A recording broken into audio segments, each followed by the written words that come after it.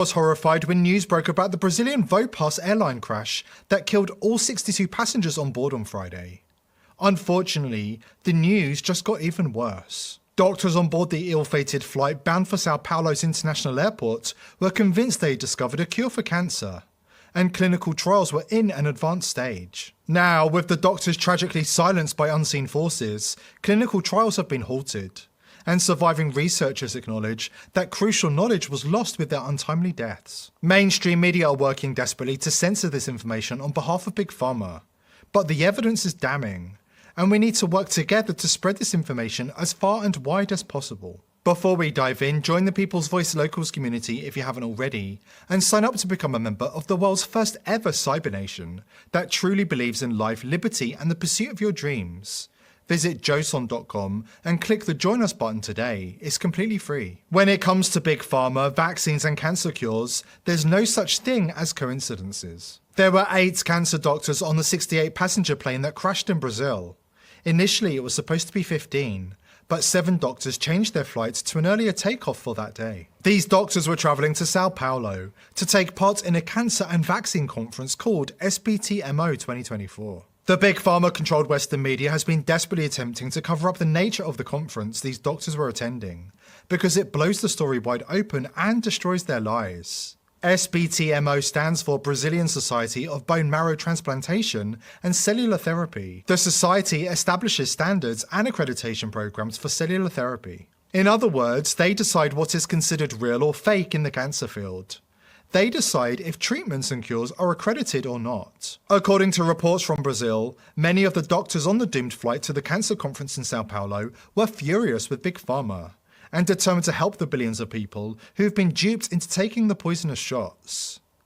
Meet Dr. Leo Ferreira, a colleague of the doctors whose lives were cut short by the bizarre plane crash in Brazil. Dr. Ferreira discovered a way to program regulatory T cells to attack tumours, a major breakthrough. His method showed an incredible 90% remission in the lab, and they had moved on to advanced animal testing. They were about to announce a groundbreaking cancer cure. It was going to shock the world. They had been working with Dr. Ferreira, but a lot of the knowledge and expertise has gone down with that plane.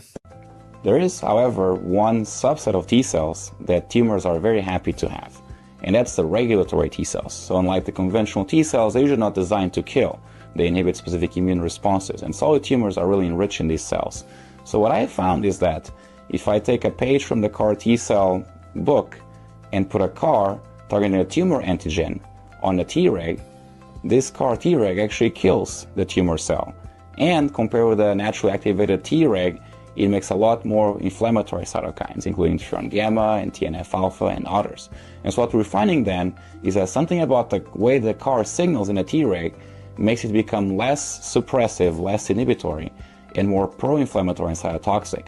So our hope is that because Tregs are this ability to infiltrate solid tumors, if you can put a CAR in them that targets solid tumors, they actually infiltrate and destroy the solid tumor. And in addition, it's been shown as the inflammatory cytokines further reprogram, destabilize the suppressive immunomicroenvironment of the solid tumor. So the idea here is to have this Trojan horse, this CAR Treg, that will traffic to solid tumors and kill the cells when it's there and help recruit more inflammatory immune cells over there.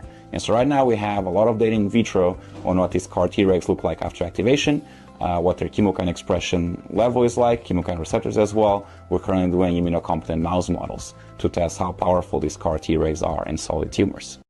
Mainstream media is desperate to discredit anybody who shares this information and censor these reports on behalf of their paymasters Big Pharma, to stop the masses from learning about the truth. But we have the receipts, and it's imperative that we share this information with as many people as possible to wake up the masses and hasten the demise of the Big Pharma cartel that's causing so much damage and destroying so many lives around the world. According to Dr. Richard Day in 1969, the cancer cure has existed for 80 years, but was ruthlessly suppressed by the Rockefeller Big Pharma cartel. Dr. Day, from the Rockefeller-controlled Planned Parenthood, told doctors in 1969, "We can cure almost every cancer right now. Information is on file in the Rockefeller Institute if it's ever decided that it should be released." He also said all those years ago that the plan was to control and cull the population. The elites would do that through medicine, food, and new laboratory-made diseases. Dr. Day mentioned that letting people die of cancer would slow down the population growth. That's the reason why they're suppressing the cure for cancer. It is also the reason miracle workers, like Dr. Baczynski, are dragged through the courts and destroyed by the mainstream media, despite the testimonies of thousands of cured patients. Without this treatment, my son will die. I remember sitting on her lap, looking up at her, wondering why she was crying. I was obviously just a kid. I think this country has the finest bureaucratic regulations in the world, and the other countries are way behind. What people go through with cancer, and since 1967 you've been saying, I can take care of that, and people are going, forget it, don't pay any attention. Are we that backward, doctor? Yes. Well, it's What do you mean? Yes. Are we that backward? Yeah. Dr. Baczynski saved my life. Do you believe you would be alive without Dr. Baczynski? I know I would not be. For some reason, they don't want to have cure of cancer. 25 years old at the end of the month, and there's been a cure for cancer that long. Big Pharma has no desire to cure cancer when it's making vast fortunes from treating the symptoms. These people have no soul, and that's why they do what they do. The situation becomes even more alarming when you learn what some of the doctors on board the ill-fated flight in Brazil had discovered. Big Pharma is not just suppressing cures for cancer and diseases. Many of these modern cancers and diseases were created in labs by Big Pharma, and they're desperate to keep this murderous secret under wraps. It turns out that the key to losing weight and keeping it off is not about obsessing over carbs or fat or even probiotic-rich foods. The way to maintain a healthy weight, as well as increase your energy levels and live a long, healthy life, comes down to a specific and simple switch that you can flip in your body to flush out all of those unnecessary calories. Dr. Stephen Gundry calls this process the caloric bypass. He has seen thousands of people who have activated this process in their bodies dramatically improve their health. The people who've tried this find that their fat melts away, their energy levels improve like they were young again, and many of their health problems just simply vanish. Dr. Stephen Gundry has lost 70 pounds himself using his research, and has kept the weight off for over 20 years and counting.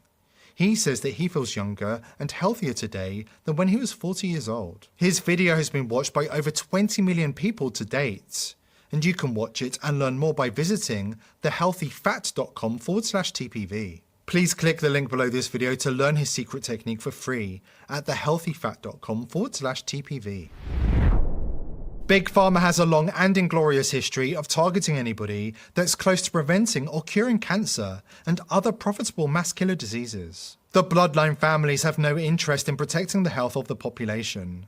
These psychopaths see humans as sheep and cattle to be controlled than with mandatory vaccination. The world is now familiar with Dr. Anthony Fauci thanks to his starring role in the COVID pandemic. But COVID was not Fauci's first rodeo, not even close. When it comes to man-made diseases and deadly vaccines, Dr. Fauci is the OG. By 2021, Anthony Fauci had been lying, cheating, and killing for a very long time. According to NIH insiders, the modern Dr. Mengele started with small animals, torturing and killing thousands of dogs in brutal and unhinged experiments that had no scientific benefit. Emboldened, Fauci moved on to small children, depositing hundreds in an unmarked grave outside New York, after degrading and inhumane experiments. We made a whole video about this psychopathic chapter in Fauci's career. It's on Rumble and everybody needs to see it. After children, Fauci turned on homosexuals, before finally unleashing hell on the general population. Here is Fauci laying out an evil plan for the AIDS epidemic in the early 80s. Disease. I'll get to in some of the latest slides how this disease, which we surmised early on, started off in the male homosexual population in this country. Not that there was anything intrinsically different or wrong or what have you about homosexuality. It was very simple. It's straightforward epidemiology. You take an infectious agent and you introduce it into a population in which the spread among those individuals, if it's sexual contact spread, it's a perfect setup to spread. In any event, what we had was a concentration of cases, as you'll see here, in the New York metropolitan area, New York City and New Jersey, and in Los Angeles. Take an infectious agent and you introduce it into a population. You take an infectious agent and you introduce it into a population. You take an infectious agent and you introduce it into a population in which the spread among those individuals, if it's sexual contact spread, it's a perfect setup to spread. 33 years ago, Dr. Robert Wilner accused Anthony Fauci of genocide during the HIV/AIDS epidemic. His speech is even more pertinent today. And I was 12 years old when the attack on Pearl Harbor came. And I remember World War II very well. And it's a very significant day today because I see an incredible parallel between what is going on in the so-called AIDS epidemic and what happened in the years preceding and resulting in World War II. The great lie of Hitler. It's amazing. I think he would envy the job being done by members of the National Institutes of Health and even the media, especially in this country. And I will put the lie to the individuals of the NIH, particularly Gallo and Fauci and Hazeltine and Essex, and the rest of these scoundrels of the worst order. Criminals guilty of genocide, without a doubt. I invite them to take me to court. I wish Burroughs Wellcome would take me to court, because they have been putting out a killer drug knowingly. Because in a court of law, I would have the opportunity to provide the absolute proof and evidence, as I have in my book, Deadly Deception. Now, I'm not alone in what I'm doing here today. How does the press escape such obvious truths? Why would the finest virologist in the world, the most noted virologist, member of our National Academy of Sciences, Peter Duesberg, why would he put his entire career on the line? What did he have to gain? How could Fauci get away with all of this? It certainly helps that his wife, Dr. Christine Grady, was the head of the bioethics at the NIH. That's right. Fauci's own wife was responsible for monitoring his psychopathic behavior. Are you starting to get it now? As Robert F. Kennedy Jr. explains, Fauci should be facing a Nuremberg Code Level Red panel for what he did during the COVID pandemic. For example, the Moderna vaccine.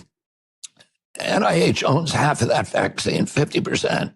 So the billions of dollars that that vaccine makes, half of that goes to NIH, the agency, but there's also individuals, at least 4, and maybe 6 individuals who work for NIH who are high-level deputies under Anthony Fauci who get to collect $150,000 a year forever, not just for their lives, but their children. As long as that mRNA technology is on the market, they're going to be making money from it. Okay, and that is a conflict. Hang on a minute now, because I don't want to blow by this too fast. So the National Institute of Health is getting a kickback, a bribe, a royalty, a share, whatever you want to call it. Is this not a clear conflict of interest? Yes. That's what you're pointing out, right? Yeah, it is. People are shocked. Why are you the only one talking about this? If you talk about this kind of thing, you get censored on YouTube.